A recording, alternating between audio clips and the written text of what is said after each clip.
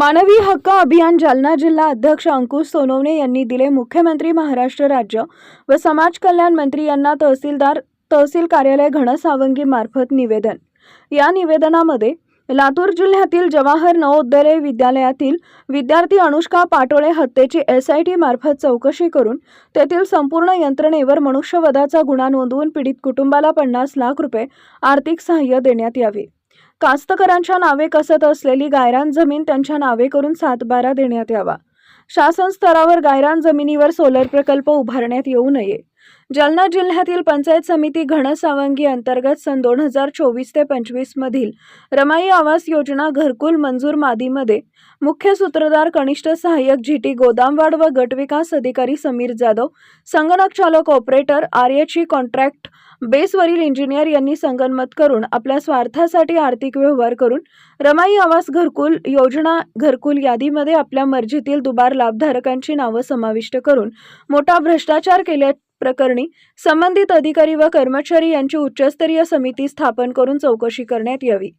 दोषींवर निलंबनाची कारवाई करण्यात यावी। तसेच गट विकास अधिकारी कार्यालय पंचायत समिती घनसावंगी यांच्या मार्फत मुख्य कार्यकारी अधिकारी जिल्हा परिषद जालना यांना निवेदन देण्यात आले।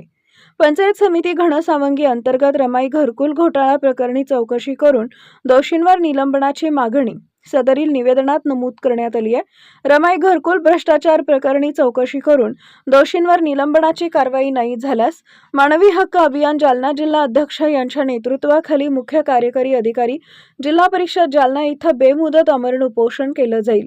उपोषण करणाऱ्यांच्या जीवितास अनुचित प्रकार घडल्यास पंचायत समिती घनसावंगी अंतर्गत घरकुल भ्रष्टाचार प्रकरणातील सर्व अधिकारी व कर्मचारी जबाबदार राहतील याची गांभीर्याने नोंद घ्यावी।